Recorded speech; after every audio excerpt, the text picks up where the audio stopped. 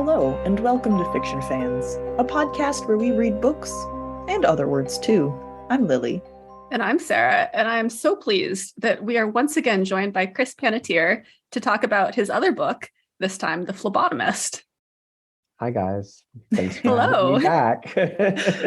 We didn't scare you off the first time. That's good. It was so much fun. It was so much fun. Well, before we start talking about The Phlebotomist, which this is going to be a very back-heavy episode, I gotta say. I think everything we talk about is going to be spoiler-walled. A lot of it is going to be in the spoiler section. When the twist happens on page 80 or 60 or whatever it is, yeah. But what's not a spoiler is something great that happened recently. Chris, did you do your homework? Are you prepared? I did. I'm ready. I can answer any of your stable of questions. So something good that happened recently, I got some maybe possibly good news about a potential horror novel that I've almost finished writing. So Ooh. Fingers crossed. It's like the maybe before the definitely. So we'll, keep our fingers crossed for that. So I'm very excited for that. It's a new departure for me, this book, and I'm very excited. So that is some potentially good news. That's very exciting. Yeah. Well, that's now my good thing for this week. I'm changing mine.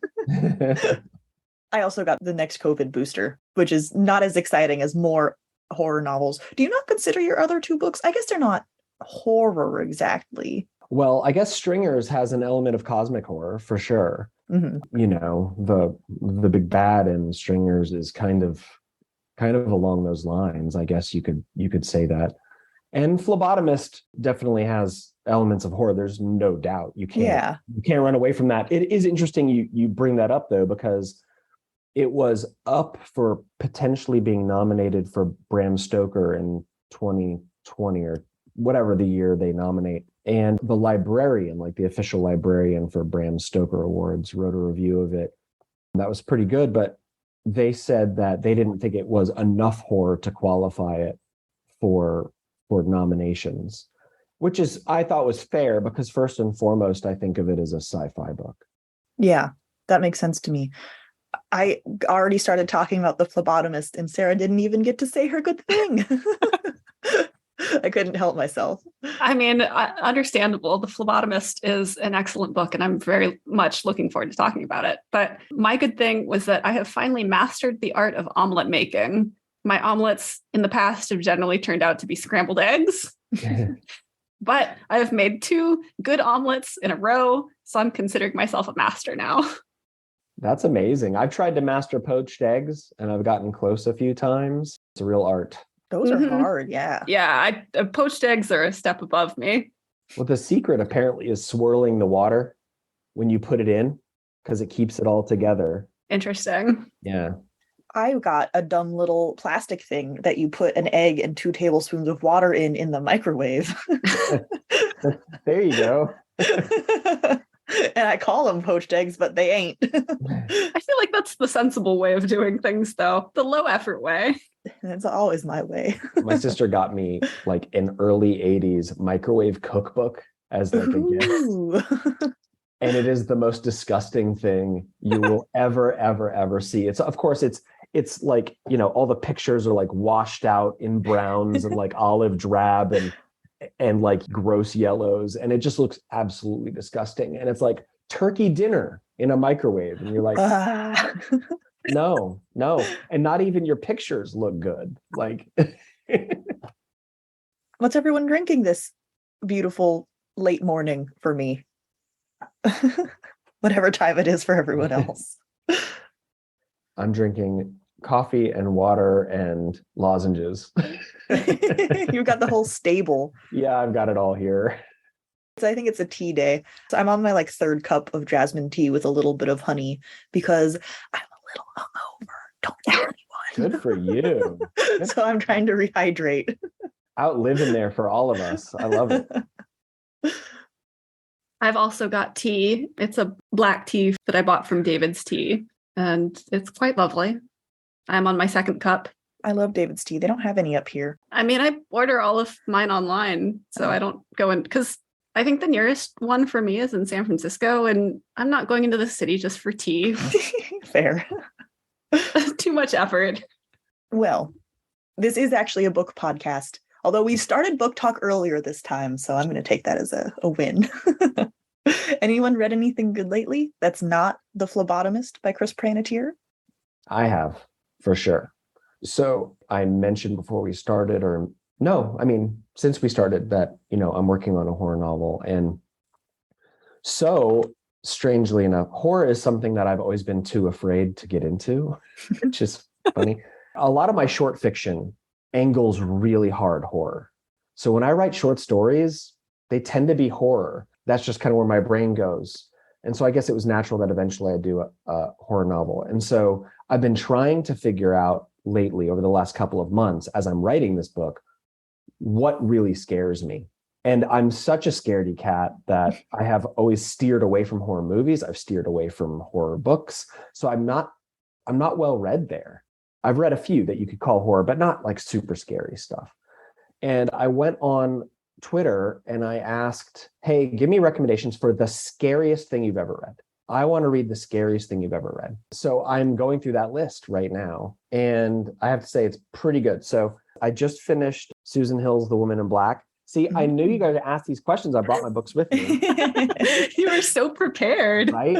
This was fun. The central conceit was very terrifying, but it was almost like it was written, I think, in 82 or something. And it takes place maybe, it's tough to say because they have motor cars and telephones, but there's a lot of carriages and stuff like that. So it's kind of got a Victorian feel to it. It's very cozy, but also there are some pretty scary moments. I think this was a lot of fun to read, and it was like cozy horror. Interesting. And then I read The Grip of It by Jack Jemk. I think that's I'm J. I mean, we get names wrong all the time, so you're in good company. So I apologize, but I can't shut up about this book. It did keep me awake at night. There were days that I skipped reading it because it was so utterly freaky. And I just thought it was really, really good. It's one of those horror novels that definitely leaves a lot on the table where you're not exactly sure. I looked at Goodreads, and that pisses a lot of people off. But I think that's important for horror. If you explain everything, there's no more horror.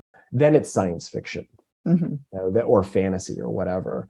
So that was really good. And then I have just started The Library at Mount Char by Scott Hawkins. And I saw Chuck Wendig recommend this on Twitter, and I'll read anything he recommends. And it certainly has elements of horror. I don't know what it is, but it is fantastic. It is amazing. It is genius. So those three books are what I'm in lately, and I've enjoyed all of them. Well, I'm glad you brought three because I think you're carrying us on this question. Well, I'm doing my homework for my writing too. So it's, I've got to do this. That's fantastic. I've been reading podcast books. I sat down and read The Phlebotomist. I started it on one day, and then I was like getting ready to go to bed. And I'm like, oh, I'll read. And I kept reading it, and I kept reading it. Oh, good. I was very tired at work the next day, but I did read this book in basically one sitting. So, wow. Yay. I read Once Upon a Tome by Oliver Darkshire. I think that's his last name. I don't have the book in front of me, so I can't double check. But he runs the Southerns Twitter account, Southerns being a rare bookstore in the UK that was started sometime in the 1700s. And this is I'd say maybe slightly, not fictionalized, but maybe slightly exaggerated story of like his experiences working at Southerns. And it was really good. His Twitter feed is fantastically funny, which is how I picked up the book, or why I picked up the book. And I've always been interested in book collecting and rare books. So it was a lot of fun. I did read it all in one day. I was not intending to, but yeah, it was excellent. I was just in Boston. I was talking beforehand. I was at a little writer's retreat with some friends, and we got back to Boston a little bit before our flights, and we went and found some bookstores, and there were two rare bookstores. I have a friend who collects rare books, and I said, is there anything you want? And he said, yeah, if they have any Carl Jung. He's like a big Carl Jung fan. And so you see that giant red book right there.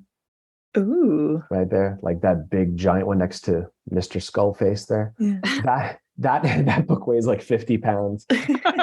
I took a picture of it. I was like, do you want this? And he goes, well, I already have 2 of them, but the price is good. I was like, so you want me to get it? He's like, you don't have to lug that thing. And I was like, you want me? I can hear the hesitation in your voice. Like you want the book.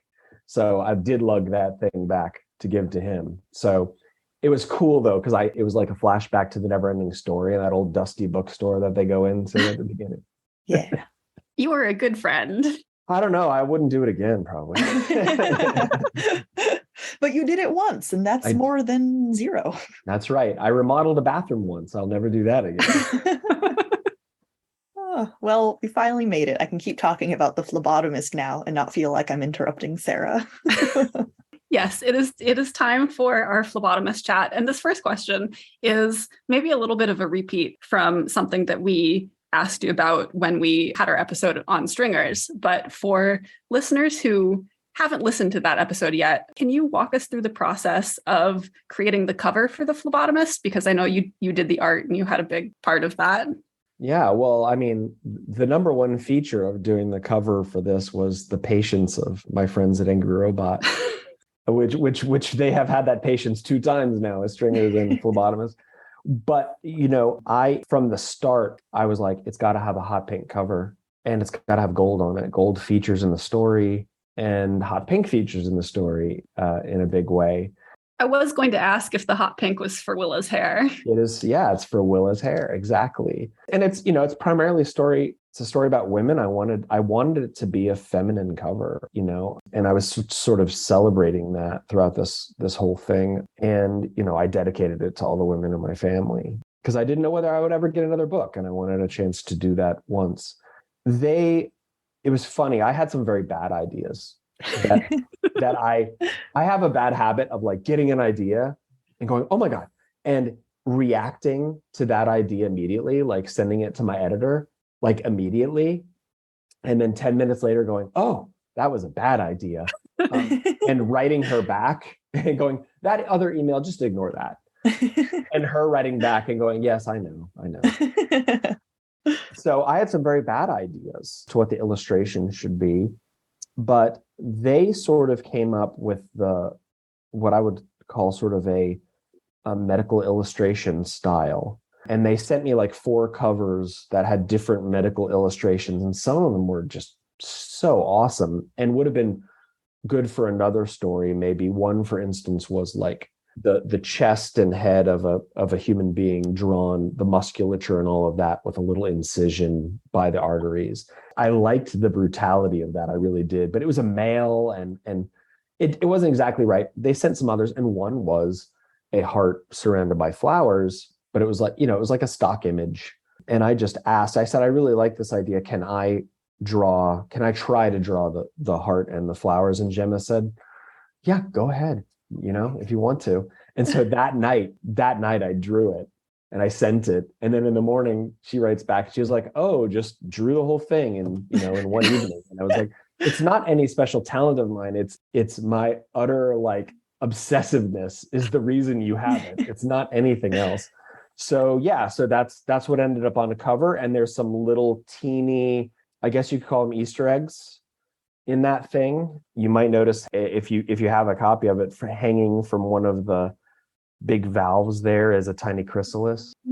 Oh, right. And the flowers are lilies, which Willa's daughter, they were Willa's daughter's favorite. So I got to sort of personalize it a little bit. I love that. And you pointed that out. I wouldn't have seen the chrysalis, I don't think. Yeah. I also feel like it would make a really great tattoo. Oh, for sure. In fact, I think someone asked for it. Usually I have a pretty open policy for any of my art, any of the art I do for bands and stuff, that if you want to get a tattoo of it, go for it. You don't have to ask. But I get asked all the time, which is really very nice. And I think I actually had someone ask about that, but I don't know if they ever did it. Yeah. I hope they did. Yeah, I do too. I just really appreciate how bright, I want to say violently bright, both of your book covers are. It's magnificent. It is. It is so eye-catching and they look so nice on my shelf. And it's just like, you don't get books that are that ostentatious very often. And it's a bummer because it's fantastic. Well, I think I could see stringers on your bookshelf. You can, yeah. Yeah. So you can see it in the back of my Zoom video. That's how like arresting it is. I love that idea. And I don't know, I guess, I might swing and miss on a book, who knows, but I always want to try really, really hard to like do something bonkers that works, that holds together without just flopping apart. And part of that, I guess, is these covers. And it'll be interesting to see if anything comes to fruition on this horror, whether or not we decide to go bright with it, which, I love the idea of daytime horror. Mm-hmm. I have yet to see Midsummer, but like a lot of people are like, the reason that's so scary is it all happens in the daylight, So anyway, I like the idea of the dichotomy of something that's supposed to be dark, but let's make it bright and see how it feels. Do you think that you would do the art for this potential horror novel of yours? I don't know. It really depends on kind of the feel of it. And it all depends on what a publisher ultimately wants to do. In my head, I've played with the idea of doing all black and just having the title in some bright color, something that is just super bold and terrifying.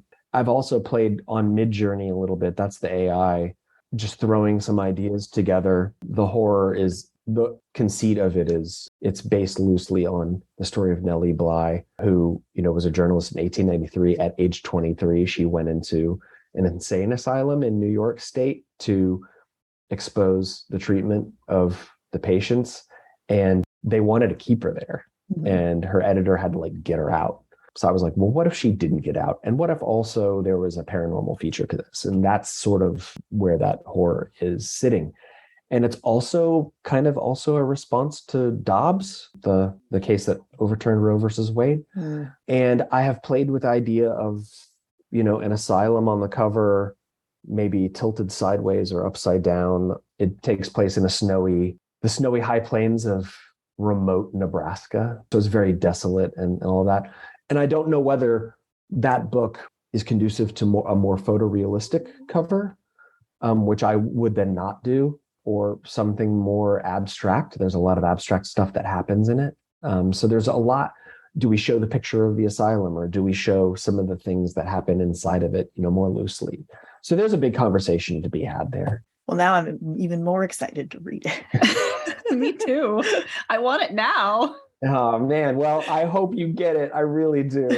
I'm super excited about it. It's really coming together. I'm probably, Phlebotomist, my first draft of Phlebotomist took me 73 days to write. And this new one, I've been thinking about it for a while, but I started it in August. I'm almost done with it because it's just really come out. It'll take a lot of revision, but it's the bones are there and I feel good about them. I think when we last spoke with you about Stringers in May, you were working on a fantasy novel. That is on sub right now. Ah, okay. So that one is out, and it is with publishers, and now it's waiting because they, my agent, who's just absolutely incredible, her name is Sarah Megabo. She's like, look, during the pandemic, they got backed up, like big time backed up. So what used to be just a few month turnaround on submissions to the big publishers has become 6 to 15 months. Wow. And so, that's out there. I got my fingers crossed. I love it. It's audacious and kind of crazy, which could spell disaster for it. I don't know. But, in the meantime, I had to move on to something else. I gave myself like 2 weeks to kind of let this new one sort of cook and simmer. And then I had to start writing it. Fantastic. We're kind of being chickens and not talking about the Phlebotomist exactly, because how do you even talk about a book where there's a major important twist that I would hate to spoil for people in like the first 5 pages? Not quite 5 pages. It's early. How do you do that? Like when you're promoting the book or coming on podcasts to talk about it, like how? Yeah.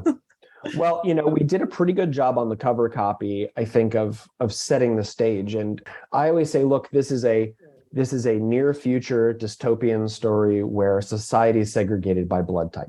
And it follows a grandmother who works for the government contractor, a company called Patriot, and she uncovers something about how that company works and what the blood is really for.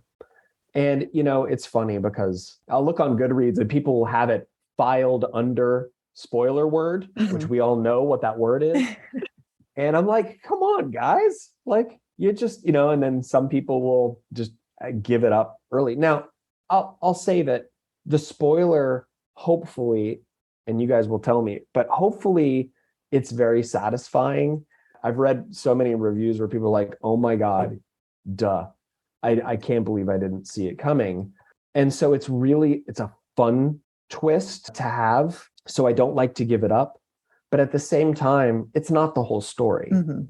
It's early. It comes pretty early. It's like before the end of the first act. Maybe it is the end of the first act. I don't know, but it's not the whole story, but it is an important part of it. And believe me, I knew when I put it out, if I put it out and I called it a spoiler word book, it would probably sell a lot more copies initially because people love that spoiler word. But I'm glad we didn't, because I think that would have ruined it for a lot of people. And it continues to sell really, really well. It's very, very steady. So I think that people still get to enjoy it without being spoiled on it. Yeah, I have to admit that I was spoiled the first time I read it. So I knew what was coming, but I still obviously really enjoyed the book. So you can read it knowing the twist. And in some ways, that allows you to see, and we have a question about this later, but that does allow you to see the foreshadowing that you put in, which is pretty cool. Oh, thanks. Yeah. Hopefully it can still be enjoyed even if you've been spoiled on it. Well, and the idea of spoilers is kind of silly when you consider that people reread books. Isn't the first time you read the book just spoiling it for the second? No. That's funny. That's funny. That's true. Yeah. One of the things that I really, really enjoyed about this book is the fact that Willa is, as you mentioned, a grandmother in her 60s. Can you talk a little bit about your decision to make her a grandmother? Yes. Well, I got this idea. I may have said this on the first time I was on. Maybe we were talking about Phlebotomist. I don't know. But the genesis for this was that I was in the middle of writing what became Stringers. And that day, it was in 2018, the news had just come out that the Trump administration had cut taxes like $17 trillion for the richest people. And I went to bed and I was so angry.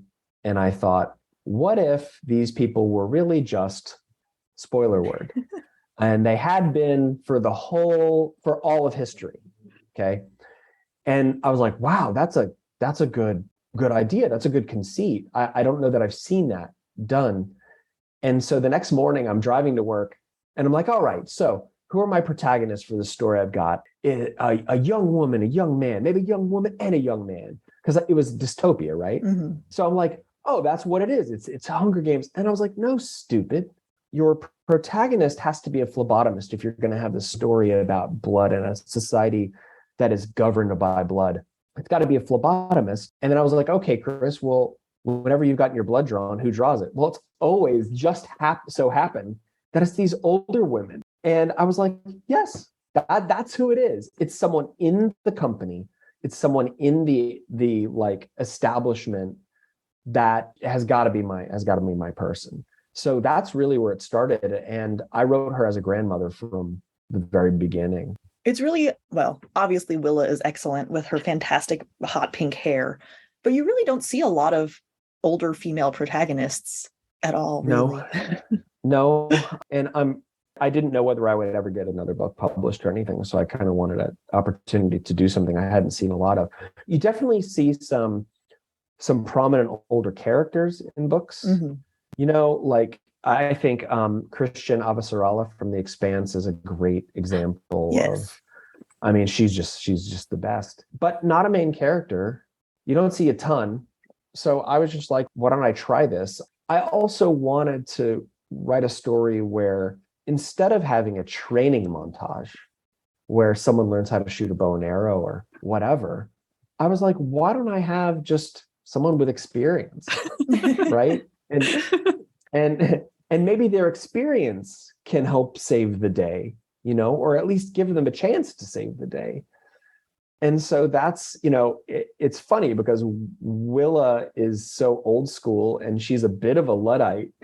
And, she kind of is a little bit resentful within her job that, all the skill and all the, the art of it has just been taken away by these scanning machines, And I love that she has a little bit of that return to her as you go through the story, and she gets to employ some of the arcane stuff that she has known but hasn't been able to use for a long time. Yeah, I loved her. I thought she was fantastic. I mean, and I really, as someone who also is very grumpy about new technology sometimes, I also related to her grumpiness about new technology. Look, I confess that some of her diatribes are mine. Okay. Like where she's talking about uploading everything into the cloud. And what if somebody decides to shut off your access? Mm-hmm. Like you just trust these nameless, faceless organizations to just let you continue having access to your stuff. And so she didn't. She still had things that other people had just surrendered, And that's a little bit of Chris in Willa. Oh, her reasoning for not having a smart lock on her front door, it's not called that, but it's pretty close to that. Yeah. Is the exact same reason why we don't have one in our home. Yes. Mm-hmm. Yes. Already, it's not unusual to hear a story of these smart homes that are bricked, mm-hmm. that don't allow their people in or don't work. I'm like, guys, are we that lazy that we can't turn a bolt? Mm-hmm. When you have 5 bags of groceries that you're juggling, yes, I am 100%.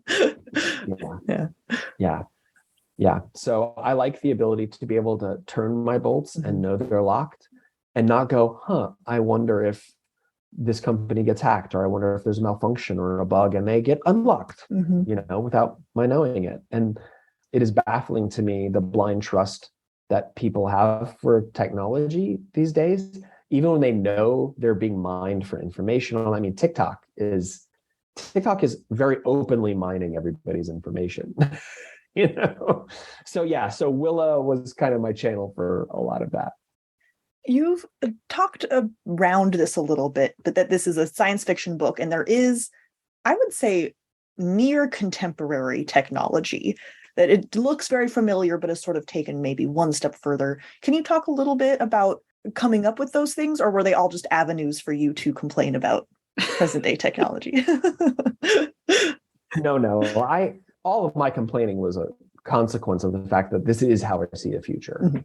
And so I wanted to put it, 50 or 60 years in the future and try to extrapolate from now what that would look like. And I certainly believe we're going to have taxi drones. I think we'll still have phones, whatever you want to call them. I chose to call them touchstones. That felt much more personal, because I think in the future, as personal as they are now, right? If you leave your phone somewhere, you're like, I'm going to die, right? Like, what am I going to do? Do I even exist? So I'm trying to extrapolate that feeling, 5 decades in the future. And, it's Willa spells out that, like, without your touchstone, you don't exist. And so, there's a point where she's faced with having to give it up. And she's like, I'm truly at sea if I don't have anything. At the same time, it's the object that allows whoever to know everything about you, everything. And so I just took, the idea of our phones now and just turned it up. And frankly, I think that I probably underestimated how important those objects will be in 50 years because we're moving so fast. And then the drones, you've got the drones and you already have them experimenting with delivery drones and stuff. So the fact that you have every type of drone in the future, from dry cleaning to Chinese food and everything else, wasn't that hard to extrapolate to. And I think what is maybe the most striking, you said maybe you didn't go far enough, but I would counter that by saying we're looking at, some of the poorest people in society in the Phlebotomist. And so the fact that even they have access to this technology maybe shows how commonplace and cheap it is, instead of just the fancy people get drones. I think that's true. My wife is a social worker, and most people who are categorized as homeless that she deals with have some sort of communication, whether it's a phone or something else, because either it's been provided or it's cheap enough to get access to it in some way. So they do tend to be omnipresent. And I think you're right that, she has this whole kind of internal dialogue when she's thinking about getting these food drones into AV Plus, into her old neighborhood. And she's wondering, gee, I wonder how long it's been. And yeah, I mean, that was so much of this was me thinking, what will this look like? Will there be easy access to these things? Or for instance, with what she brings these food drones in, and the food that she brings in is all this very utilitarian, very cheap food. So do they have access to these food drones, or do they have access to just lower quality or, more mass produced stuff? And I think that when she's placing the order, it says 1 to 5 stars or something like that. And she's like, well, 1 star, the touchstone says, well, 2 stars is all we have. She's like, what do you mean you don't have 1 star anymore? Like, you can't get 1 star anymore. So I was playing with that idea. God only knows what it will look like in the future. I don't think good. I mean, we're halfway there. There was one moment in this book that made me go, oh no, I'm the bad guy. When one of the bosses, I'm going to say to keep it very vague, is talking to Willa and knows way too much about her, and it's very uncomfortable for her. And she says that she suspects they get like some kind of stream of information about people. And I was like, that's literally me in a Zoom like pitch meeting with LinkedIn open on the corner, looking up the people I'm talking to while I'm talking to them. Oops. I made that up, but it's one of those things that I made up that certainly exists. Yeah. You know what I'm saying? Like if you think it exists, and I think what you're talking about is just a slightly less streamlined version of what happens in the book, where it's an implant or something. But that just makes all of the technology we see feel so familiar because it is so very close. Right. Yeah. I just wanted to fast forward a little bit, so it still felt very real, and so all the threats and the lack of privacy that Willa articulates hit home with the readers today. Speaking of technology, one of the drones we see, there's quite a few drones, but one of the reoccurring character drones is Lydia. And I specifically called her. Yeah. Am I a little too attached to inanimate objects, or is she a character? She's a character in the book, right? Absolutely. I love Lydia so much. Yeah. I mean, she has such great personality. Like, I mean, I know she's a drone, but she really does feel like a character. She's not just an inanimate object that transports them. Yeah. I mean, it's funny because Lydia literally is an inanimate object. She does not think. She has some sort of AI, she does communicate, but she's not a person. Yet she goes through so much. She is beat to shit like constantly. Poor Lydia. and she has a whole story arc. I mean, she literally has her brain blown out by Locke, so Locke can steer her. And still, you're like, she's just a workhorse. And so it's like an old car that you love, that got you from A to B and did the job, and no matter what, rain, snow, or sunshine, and that's how I wanted Lydia to feel. So I'm glad you felt the same way about Lydia that I did. 100%. I'm reading it because she doesn't she's not the wisecracking robot or anything, right, that you would normally associate with being so charmed by an inanimate object, but she got me. Yeah. I have a soft spot for the stoic characters that don't ever complain and are just used over and over and over again. And I think that we do a little bit of transference to those characters, and we do anthropomorphize them. And so I felt that happening. I was having that sympathy as I went along, and I was empathizing with Lydia. And when I realized it was happening, I was like, oh, this is great. Like, this is really good. I think other people will do this as well. And it's interesting when they don't emote and they don't push back it makes them almost more tragic, you know? So yeah, I'm glad you guys felt Lydia that way. I did too. Poor Lydia. One thing you do in this book is you include some definitions of like phlebotomy related terminology at the beginning of each chapter. How did you pick what definition you wanted to associate with each chapter? Well, this I have to give credit to Gemma, my editor, because when I wrote the book, I only had the word. I didn't even have the definition. I just had chapter number and the word. And it was more of an ambiance / atmospheric thing at first. I did relate each word to sort of something you could extrapolate to each chapter. Mm-hmm.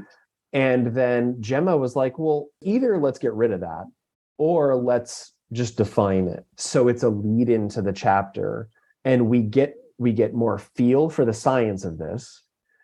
And we also get this nice sort of literary flair where it is a allegory for what happens in the chapter. So each of those things is supposed to be either a foreshadowing of what happens in the chapter or a summary of what happens in the chapter, or is sort of a tonal point for what happens in the chapter. And I felt like in a book where it is very much grounded in the science of blood, I wanted to continually reground us as we go along. Well, thank you, Gemma. My very first comment reading this book was, I really appreciate that I don't have to Google shit. Verbatim was the first thing I wrote down, which I think was actually in response to Willa explaining how phlebotomy works. So right. Not only on Gemma, but I did like the definitions. It helped me a lot. And I think you're right that it makes the science feel very grounded, which is a really important aspect to this book, I think. Yeah, I definitely, and part of that was I really thought it also camouflaged the twist. Mm-hmm. But even post-twist, everything sticks to the science of the blood. It doesn't suddenly become a fairy tale or something. It's still all like, it works this way, this is how it works, and it continues to work that way. It's also why I put the chart in the front with the compatibility of the different types of blood, because I didn't want, because first of all, I knew everyone would go, oh, what am I? Am I, where do I live? Where do I live in Willa's world, And so I wanted a quick reference so people wouldn't have to get too far out of the story to see that, and actually be part of the story, I mean, it is a story where I wanted people to go, oh, holy shit, I would be relegated to the worst of the slums based only on my blood type. Wow, segregation, like that's bad. and then maybe go, oh, maybe all segregation is bad, not just something arbitrary like blood type. Maybe something arbitrary like skin tone. Yeah, exactly. It's you try to sneak in, right, and make a point before people realize that a point is being made at them. I love that. I don't actually think I know what my blood type is, which is funny because I donate blood. Someone knows, but I don't remember, because when does that ever come up? Never really, for me at least. Right. I learned mine. I mentioned before we started, I had never given blood before because those are big needles. And I don't have a aversion to needles, but just going into my vein. Mm-hmm. It's rough. So I was like, you're writing a book about the phlebotomist. You're putting blood at the center of this. You should go give blood. Maybe you'll get super famous and someone will ask you, say Jimmy Kimmel will ask you on TV when you're giving an interview for this bestseller, do you give blood? And you better be able to say yes. So I was like, okay, I'm going to start giving blood. So I do give blood now. I have started giving blood. And of course, it's so funny because when I first went, I was like, hey, you're a phlebotomist. I wrote a book called The Phlebotomist. They're like, okay. Yeah. So, something that's super exciting for me may not be for somebody else. So I did start giving blood and I am O positive. So second down the rung. So high blood still though. High blood for sure. But depends which side of the whatever you want to call it, you're on, right? That's true. And that's a comment we have for the spoiler section. You're skipping ahead. But before we get there, and then we can stop saying spoiler word whenever we talk about the book. Sarah, why should you read this book? You should read this book if you want a really great, call it genre straddling book, because it's science fiction, but it's also, kind of got a lot of horror elements. It is tense and discomforting in the way I expect horror to make me feel. Yes. And it has really incredible main character who is, as we've mentioned, a grandmother with bright pink hair, who's awesome. And yeah, if you want to learn lots of cool phlebotomy-related definitions. And if that hasn't convinced you, listen to the first 3 seconds of the spoiler section, and that will convince you. But you should just go read the book without the spoiler. There's a fantastic twist that we cannot talk about because this is not the spoiler section. To avoid spoilers, skip to 1:22:51.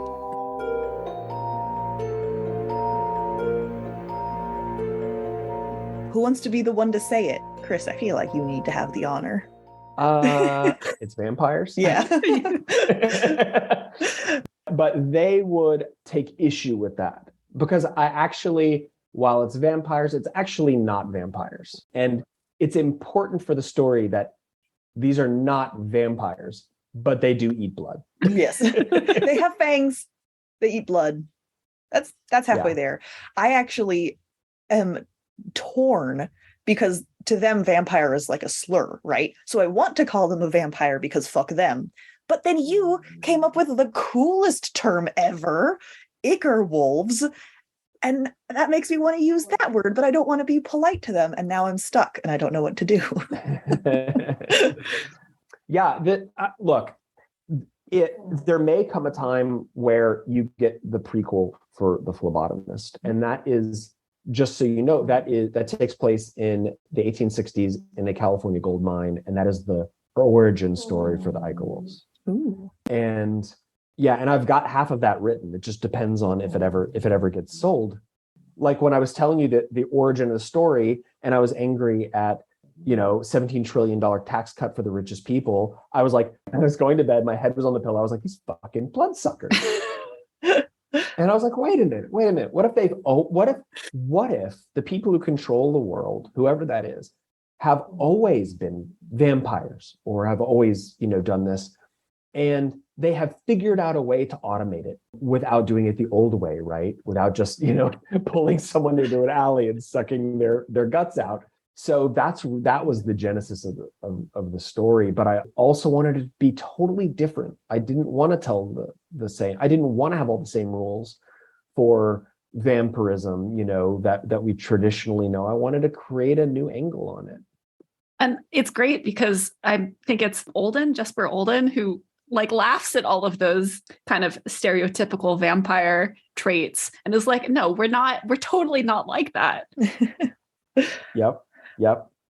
Well, and it works so perfectly in this book too, because when you look at, the original vampire story and how they've been used in storytelling for so long, it's always about personal morality, and you really kick it up to more of a societal ethics thing, which is, I personally haven't seen before, at least. Yeah, this felt like a take on vampire quote unquote trope that I had not seen before either. So I really, really enjoyed it. That is so great to hear. That is what I wanted to do. Because vampire trope has been done. Yeah. Right? And I will say that in so many cases, it's been done by people who love the vampire trope. For me, I didn't write this because I loved the vampire trope. It was because that was the idea I had. I was just like, okay, this has to be a vampire story. And I was like, okay, so how can I tell this that is different and breaks from the traditional vampire trope? I hadn't read a ton of vampire stories. I knew the rules. Now, I will say my favorite vampire story that I have read is The Passage by Justin Cronin. Really? It's 3 big books. Yes, it is. Yes, it is. We tried to read it and we're like, nope. You couldn't do it. Okay. Is it worth it though? It's not that we couldn't do it. It's that we were planning on reading it last year for October. And then it was so long and we had so little time that we pushed it to this year. And then again, we got to October and we were so busy with other things that we pushed it out to next year again. You could read just the first one and be super satisfied for a while, but you would want to read the next two. I am not a fast reader. They are big boys. Mm-hmm. And I crushed those books. Did you start them? Yes. Okay. So that first one, the story of Walcott, Mm-hmm. and the sheriff and Amy and everything, I was just like, I couldn't put it down after that. But anyway, so I had read that, and it just seemed to me that every zombie story, every vampire story, the only twists on them are either, well, they're just another species that exists here, or it's a virus or something else, right? And even the passage is virus from a bat, okay? And as good as it is, I'm like, it's still just a virus from a bat, okay? Like, can we try something new? So I don't give a lot of answers to where these Ichor wolves come from, but there are answers. And the reason you don't get them is because this is a third-person limited point of view. This is Willa, and you get a little bit of Everard, and that's it. So you get these like glimpses, right? You know that, yeah, they have fangs, but those fangs come from something that is in their brain, this thing, right? What is that? I had baked that into the story, knowing that eventually I'd like to tell the whole tale. And the skeletons at the very end that we see with all of the like the spiky stuff. Yeah. There's kind of a spoiler on the back of this book, but I think it's more of like an inside joke, right? Because one of the quotes says that this book will take root at the base of your brain, threading its tentacles into your spinal cord. Which I guess you'd have to know that that's how someone gets turned into a vampire, is by having this thing grow at the base of your brain. Yeah, that's right. So reading that afterwards, I was like, hey, hold on a second. Wait a minute. Well, you want to know one of the coolest things that Angry Robot does, and you guys may know this, but if you turn to the copyright page, go to the copyright page, and under angryrobotsbooks.com and the Twitter, look, they put a little phrase there. Time to bite back. Yep. And I forget, Stringers had something about. It said the universe takes you back. Yeah. Which is his last footnote, right? But yeah, so they put little clues, all over the place. I really wanted you to go, oh, okay, he's not just butchering vampire lore. This is something different. Although I've had a handful, just a few reviews where people are like, okay, first of all, vampires don't care about blood type. Okay, Chris, Mr. Smart Guy. And second, and I'm like, I'm sorry, like there's only one type of vampire. Like, I mean, but I feel like that misses the whole point where these aren't vampires. That's right. Like they share some characteristics, but they're not vampires. That's right. They're speedy, they're relatively speedy and they eat blood. But otherwise, they're just capitalists. Yeah. And weren't the vampires the capitalists all along? Wait, other way around? Capitalists were the vampires all along. Yeah. I mean, it's thinly veiled, if it's veiled at all. How did you balance foreshadowing our Ichor wolf twist without giving it away? And I mean, when we find out as readers, we're not like, what? Where did this come from? Like, it definitely fits. It's a lot like in Stringers, where I was trying to balance humor and drama. I was just turning dials, I mean, once I had written that first 70, 80 pages and I knew what the twist was and I did the twist, I did go back and I was like, was I too heavy-handed at any point to totally give it away? Or was it just enough where people could look back and go, oh my God, like Willa comes in one day early and Claude is holding a blood bag and it's like leaking over his hand. And he says, oh yeah, these blood bags are bad. He's clearly just been eating, right? And like at one point he says, it's like page 3. He says, yeah, that woman's A positive or B negative or whatever she is. And Willa scans it. It comes up B negative. And she's like, how'd you know that? And he's like, he smelled it, right? Like, so there's what should be a lot there. I think when she's visited by Scallion and Hunter, and she offers them tea, and they're like, nah, you know? So there should be enough there, I hope, to where it's not like, oh, this is just, he just decided to write a new story. And, you know. I definitely felt like there were clues as I was reading the book. Because like I said, I was aware that going into it that there were going to be vampires. And then obviously I read it for a second time for the podcast. So I definitely knew. And you do, like, it's fun to read it with that knowledge and to pick out the places where you're like, okay, Chris has given us a little hint here of what's to come. I love that type of stuff. I think Claude being a vampire surprised me more than the vampires. Like when Willa explains it to the reader, which thank you. I was like, holy shit, no idea. The bad guys, yeah, of course they're going to be something, right? But Claude, not Claude, he was so sweet. I liked Claude. Did you guys ever see the show from the 80s, V? Mm-mm. V was an alien invasion show where they were lizard people, but they had like, they looked like us. And the way they were revealed is people would rip their faces off and it would be a lizard face. And there was one character played by Robert Englund, who played Freddy in Nightmare on Elm Street. And he was a good alien. He was a good lizard people. And for some reason, I was channeling him as I was writing Claude, because Claude is, of course, he's in charge of that donation center. So they're not going to put a regular human in charge. They're, you know, anything goes wrong, they need one of them there to sort it out. And he's got numbers he's got to make, you know, he's got to meet the monthly quota. But at the same time, he's, you know, just grinding it out.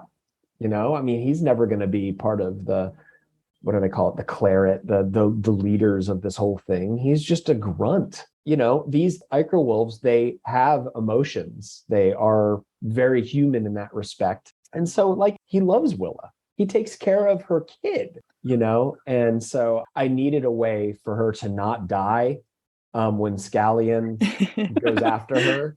And I was like, well, it's got to be, Claude's got to come in and conquer on the head. So I just had a like realization. Willa still has to give the like required blood donations every, it was like 40 days or however often it is. Did Claude have to pretend to do that?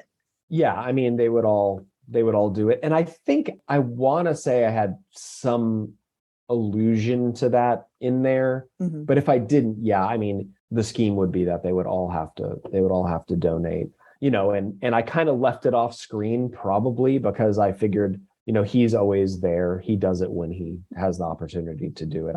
I don't know that I necessarily showed it. Yeah, I have another brain bug. I don't usually ask questions about lore because if it's in the book, it's important. And if it's not in the book, it's not. But we do see one person turn in this book, Everard.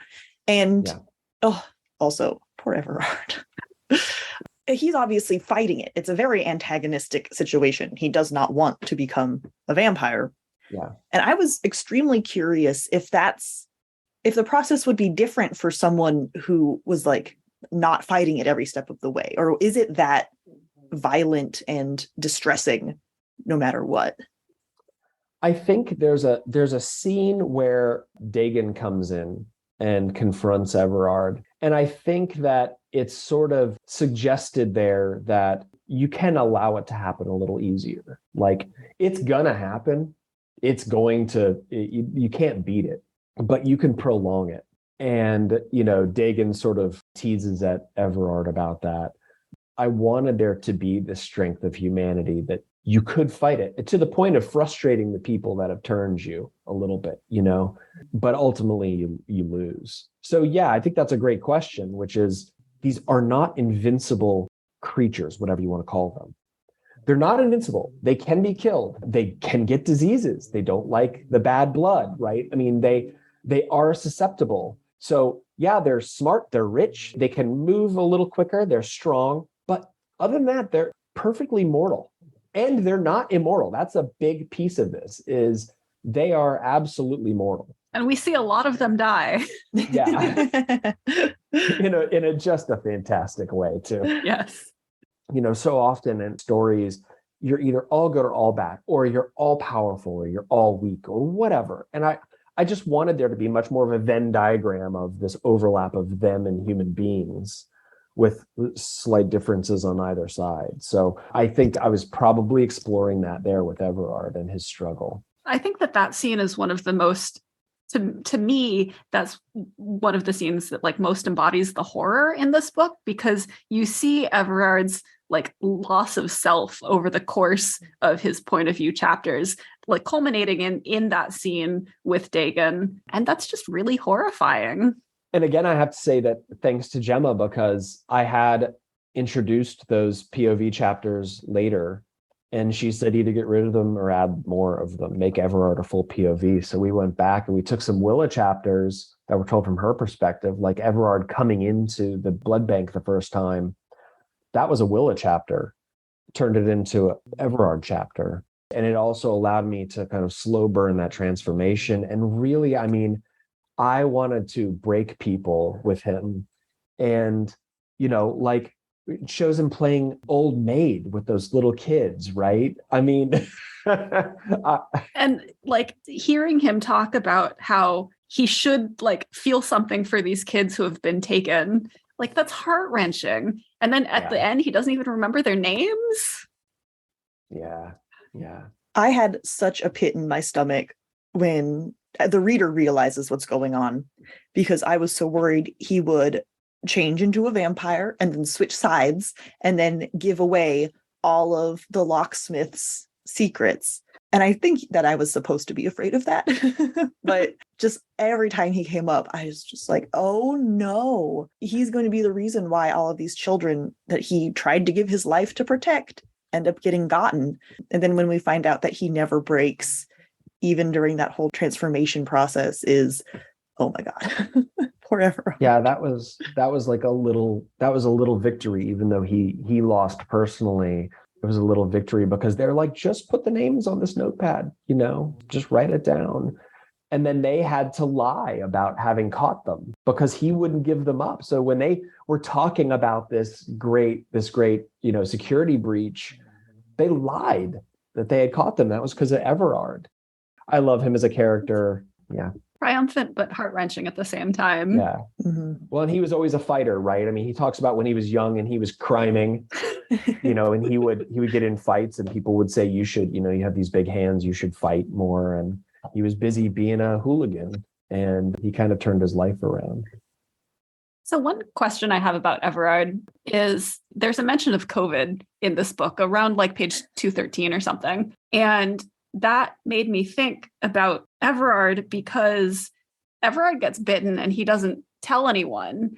And I was wondering if that was you playing with kind of like that stereotypical zombie trope of being bitten and not telling anyone, or if it was related to some people's COVID behaviors where, they go out in the world and they're like, it's fine. I don't care if I infect people.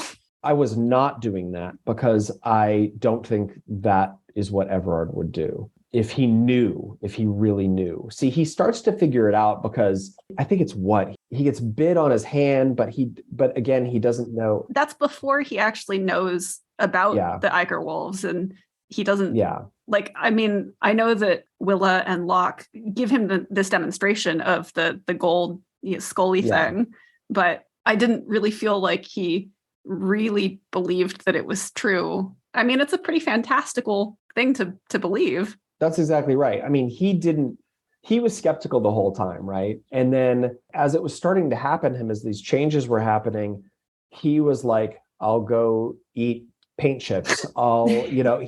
He's trying to he even eats the gel thing out of a level, right? That, you level up in carpentry.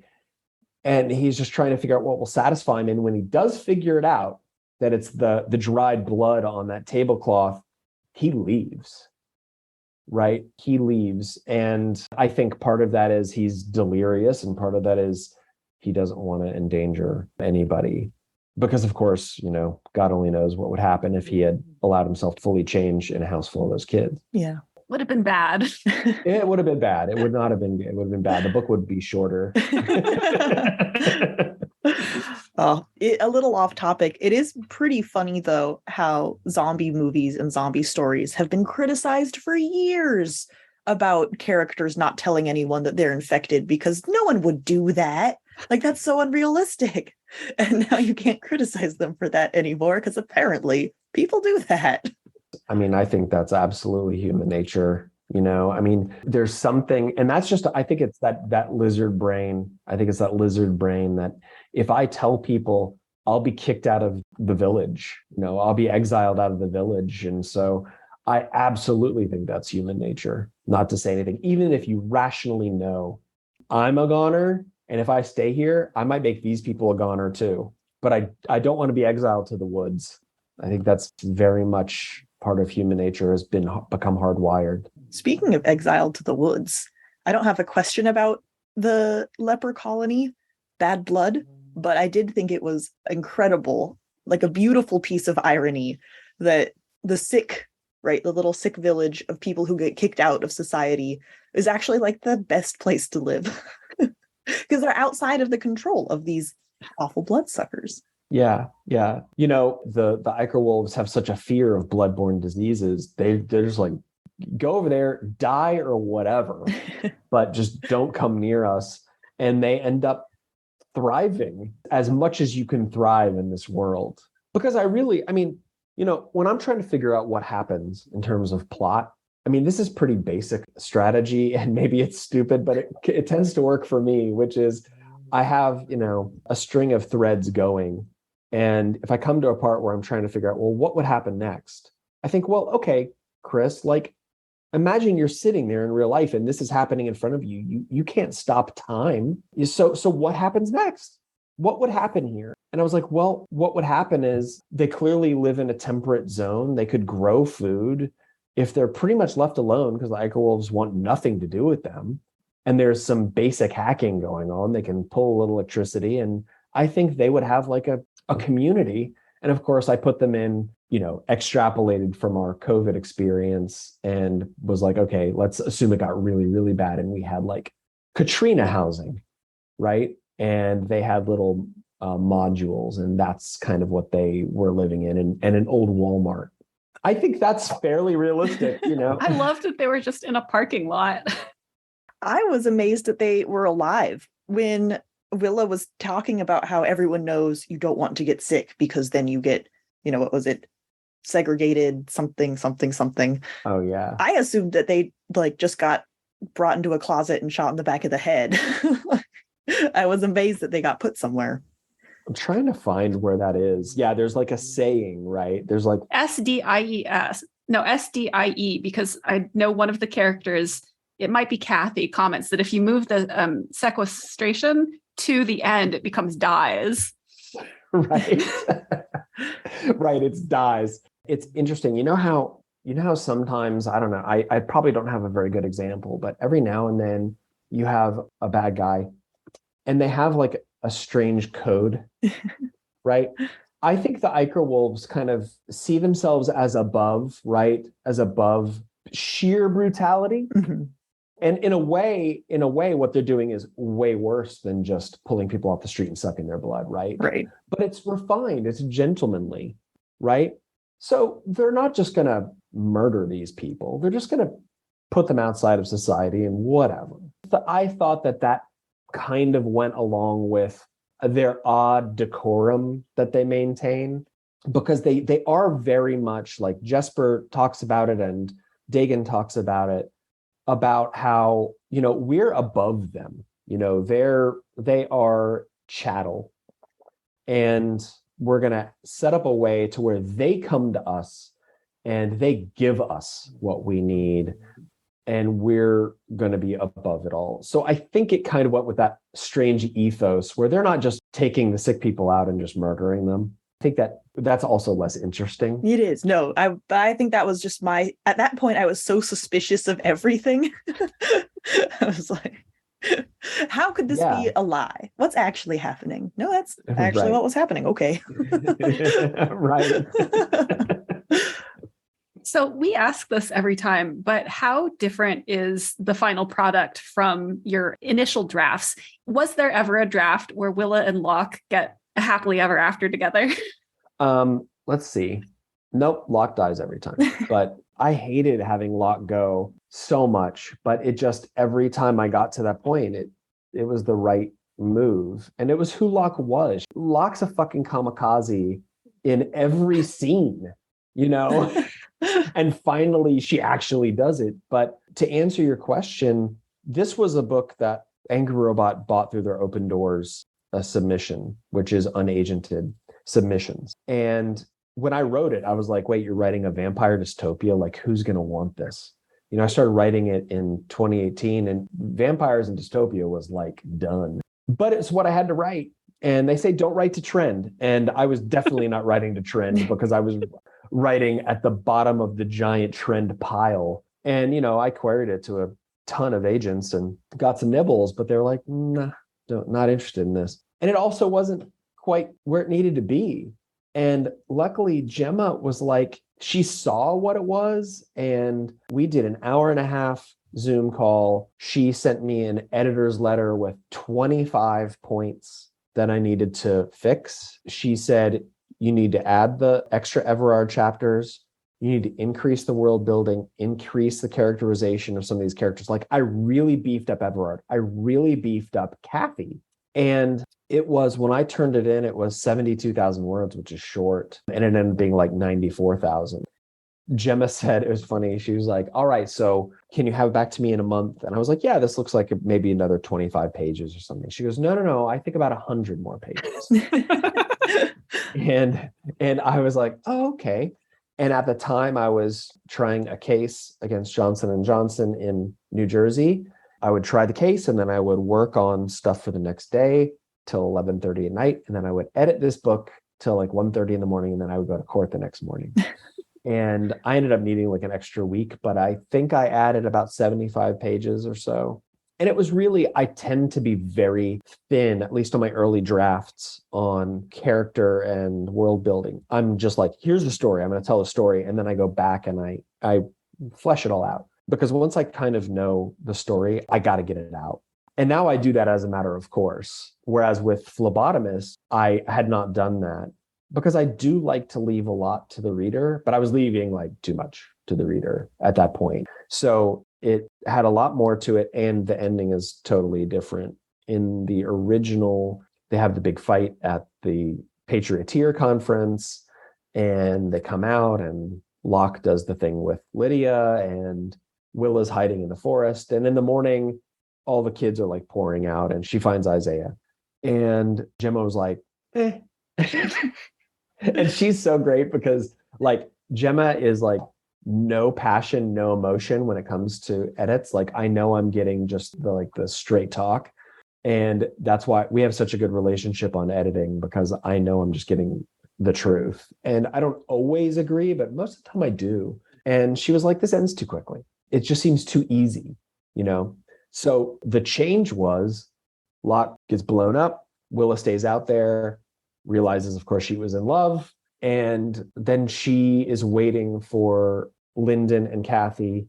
They don't come. They weren't able to give the signal or whatever. She goes back in. And that's when she finds them and they kill that other Vray and they find the archives room and all of that stuff. And it also punctuated a little bit of an arc for Willa because she kills that guy in the like weird nursery / playroom area, which was also fun to play with. You see the lollipops again, which pop up a few times. So it was a much better way to end it than where I had originally ended it. And that was because I just didn't know what an ending was. I thought it was an ending, but Gemma was so right to be like, no, there's more in the bone here. You got to finish it in a way that it isn't just so abrupt. I agree. I mean, and I think also too, that it gives Willa a lot more agency. Like she's not just waiting for kids to come out, you know, she goes and she is actively looking for Isaiah and she gets to kill the Vray, which is a nice kind of comparison to when she didn't kill, who was it, Hunter? Yeah. There's several times where she does not kill or urges people not to kill one of the Ichor wolves. And I was getting frustrated with her. I think if she made it through the whole book without killing a single one of them, I don't know what I would have done. I guess there's the like mass poisoning, which kills a lot of them, but that's not as direct. But it is her idea. It is her idea. Yeah. Well, it's funny because she probably wouldn't have killed Hunter, but Locke is like, fuck this. Like Locke had no patience. So she basically knocks Willa down and she just does the job, And then, of course, I think when they're at the Olden's home, she tells Locke, she gives her the warning about Venya because of the shoes, taking off the shoes, and Venya gets her head blown off. But again, that's Locke, Oh, the shoes thing is something that I'm so baffled by, and I'm not going to ask because I like being baffled by it. Just leave it there. I won't tell you. I wanted something that made them unique, that this is what they do before they feed. I just like the idea that like removing your shoes is kind of like you're getting ready to be messy. You're going a little old school. You're not prim and proper anymore. Like it's just a nice little touch. Thank you. Yeah, it's disconcerting, and it's like, and it's just another dimension. It's like they are very kind of refined, but then they do get back to basics a little bit. Were there any scenes that surprised you when you were writing The Phlebotomist?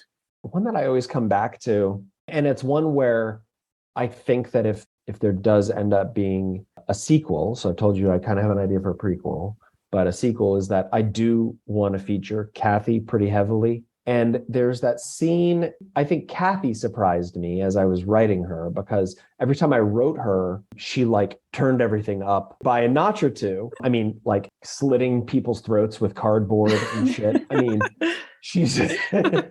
I loved how kind of ruthless she was. And of course, that had been bred into her or taught to her. But the scene that I think surprised me was when they're at Olden's house. I wasn't sure what I was going to do with the kid. And I wasn't sure until I wrote that scene whether or not she was an Iker wolf, whether she, that writing that scene actually was where I kind of realized, okay, here's how it all works. They don't have children. They kidnap them, they turn them, and they're given a choice when they're like basically age of majority, right? And it all came to fruition because I was like, what if she's not one of them yet? And in that scene, the big surprise, and this came in the scene, I didn't know how I was going to write myself out of the scene necessarily, where Willa is trapped in the refrigerator and she gives the warning to Locke. Locke shoots Venya, but then Olden is on her and she's going to die. And it was in that moment that I went, okay, I don't like fights where someone just wins because they're stronger. I like fights where someone wins because of either some outside force or because of something they had prepared for, something that was maybe fortuitous, but also was that meeting of opportunity and preparation, right?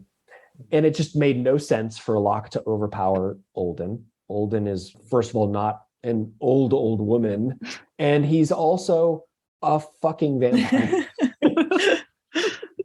And so she's going to lose this fight. She got one off on Venya because she had warning and she got a lucky shot.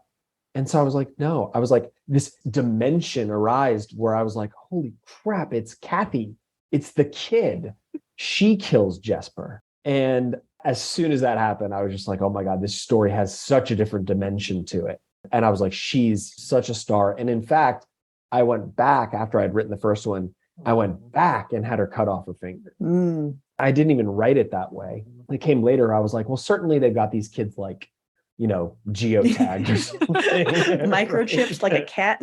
Exactly, and it's in their finger. And so she knows, like she's 12 or whatever. She knows you guys got to lop off my finger, So of course, Locke and Willa, and it makes this almost pseudo comedic moment where they're like trying to figure out the best way to cut off this kid's finger, and there's no way out of it and they have to do it. So of course Locke gives her some drugs and Willa, and they distract her. But it was that scene was the most surprising because it changed the whole trajectory of the story and gave it this other level that it did not have before that. I didn't know what I was going to do with the kid.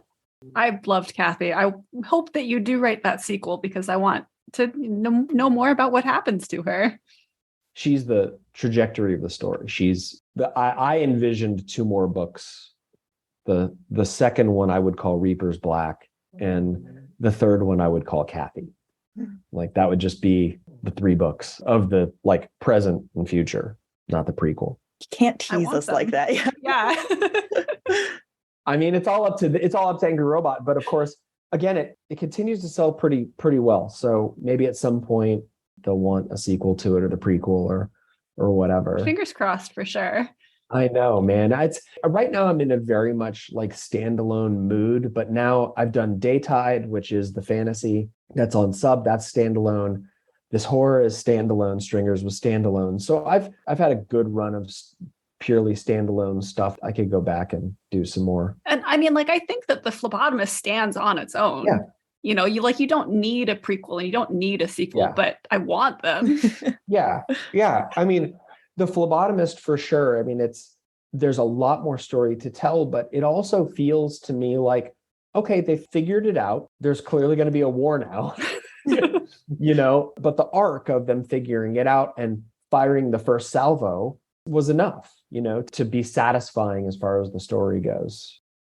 The only other thing I will say is that this one, I wrote this so quickly because it kind of wrote itself. Like I didn't have immediately the idea for like the segregated society based on blood. What did that was when I started in the first few pages going, oh, there's a blood trade and like there's this mandatory draw, but if you can sell more, you can, but what are the prices? And then I was like, oh, well, you know, the desirability of the blood types. And that would mean that there is a whole society that has different socioeconomics based on the value of the blood. And then when you get the turn to the other world and how it's reversed, I didn't, of course, intend for that. I didn't know that was coming, but it had to work that way. It was just one of those happy discoveries. Science did for me.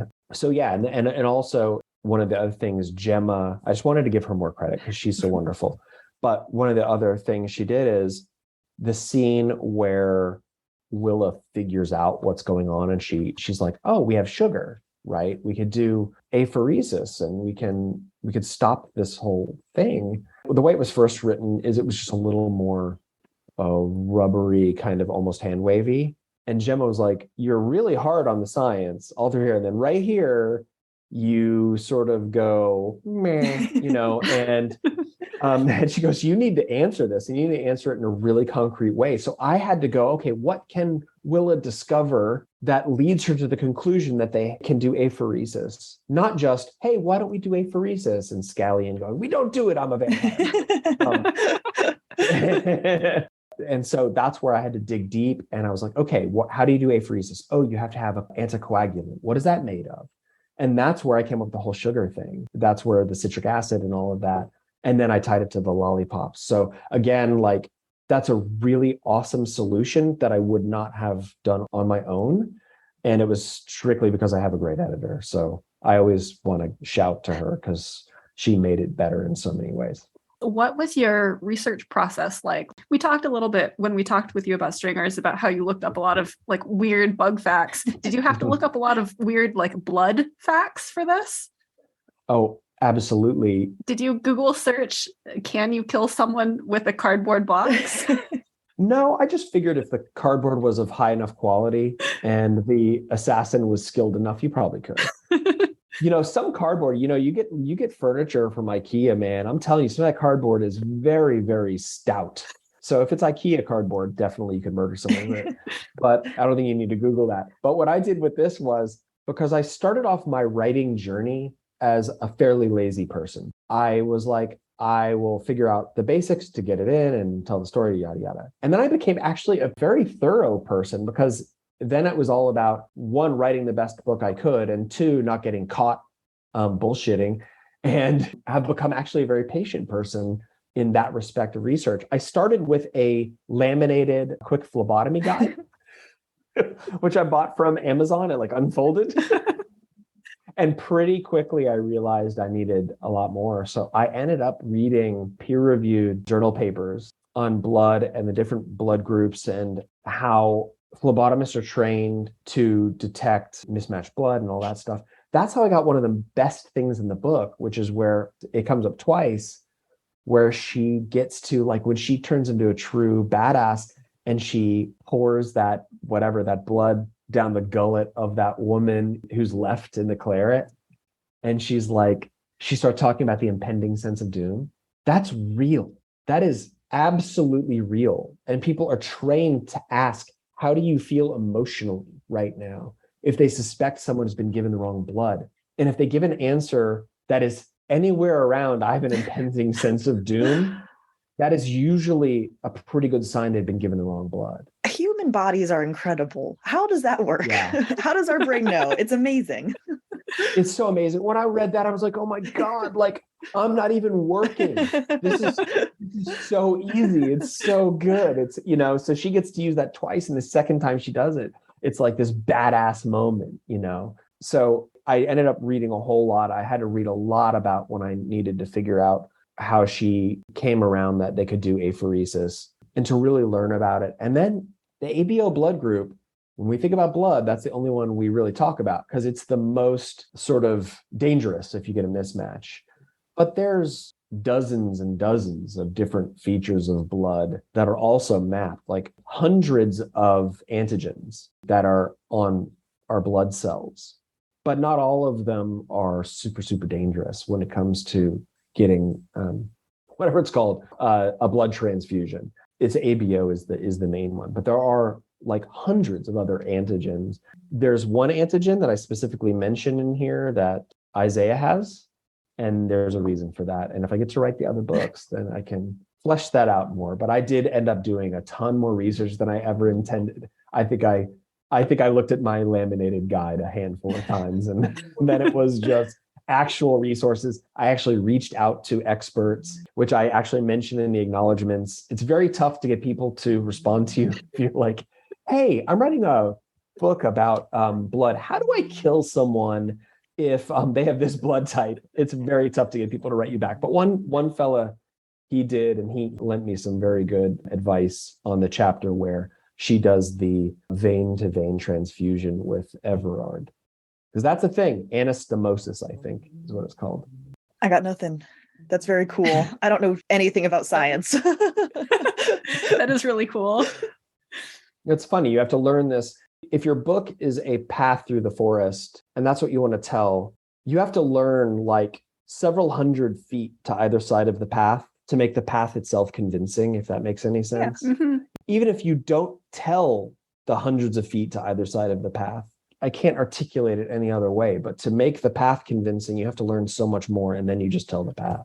I love that, because then you get books that tell you too much. There's too much shoulder on that path, and you're like, I really don't need, you need to know this. I don't need to know this. Yeah, exactly. And it also imbues the author's words with a sense of confidence that even if you're not being explained everything, if the author knows, then you have faith in their credibility to deliver the story, and that the facts they're giving you are the facts as they are. So I think our question is, where can you be found on the internet? Yeah, I mean, well, we also have our question about, can you tell us a little bit about current projects, which my heart can't take it anymore. I mean, you have told us quite a lot.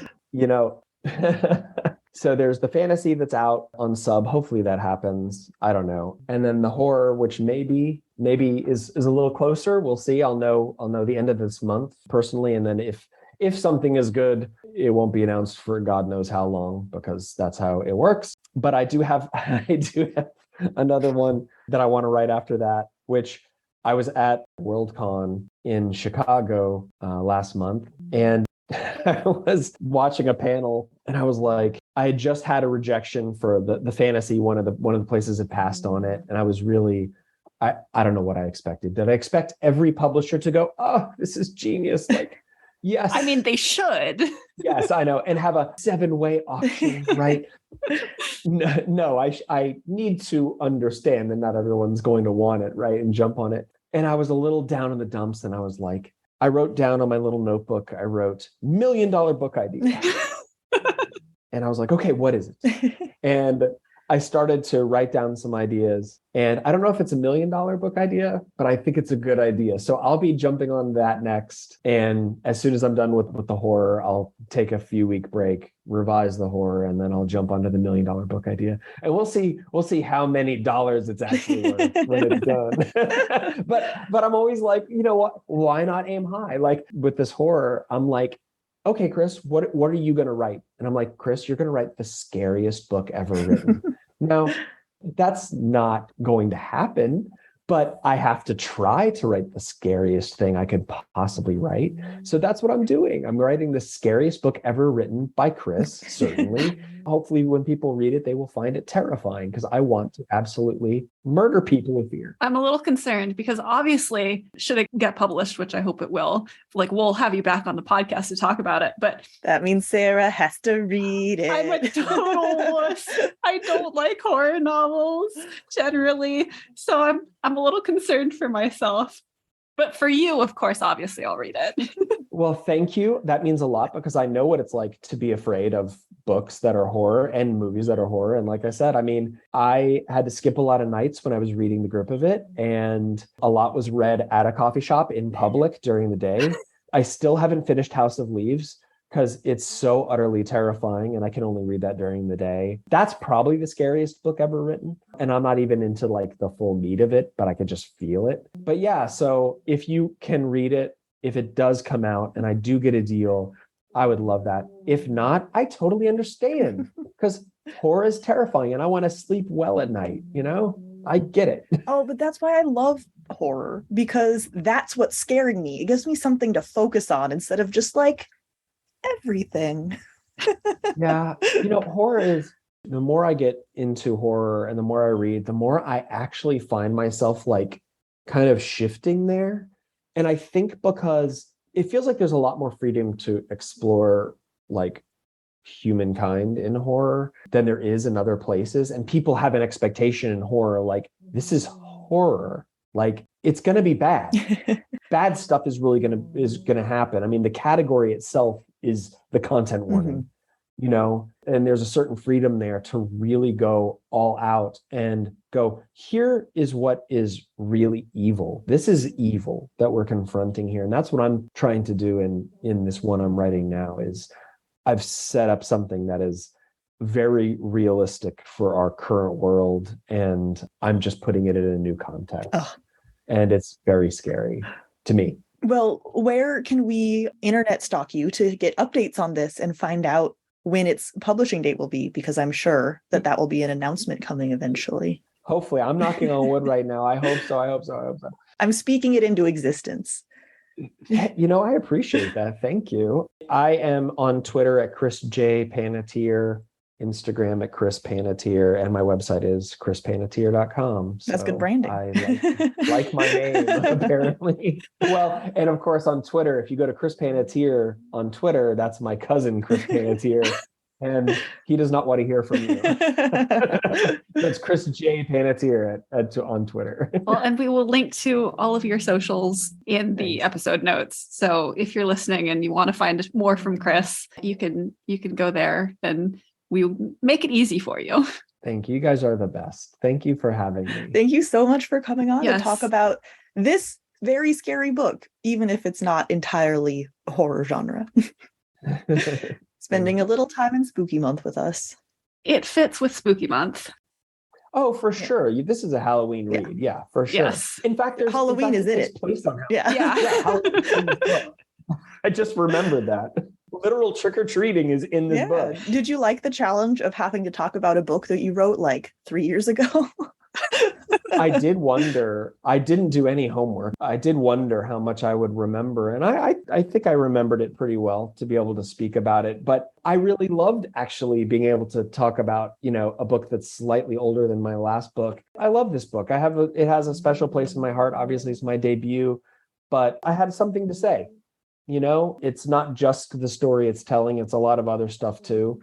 And I was sort of teeing off on some things that really upset me about our world. not so subtle terms sometimes. We are always here to complain with you about stuff. Yes. That's the whole Yay. point. So thank you again for joining us. This has been wonderful. Can't wait to have you back. Yay, I can't wait to be back. Thank you so much for listening to this episode of Fiction Fans. Come disagree with us. We're on Twitter and Instagram at FictionFansPod. You can also email us at fictionfanspod@gmail.com. If you enjoyed the episode, please rate and review on Spotify and Apple Podcasts. And follow us wherever your podcasts live. Thanks again for listening, and may your villains always be defeated. Bye. Bye.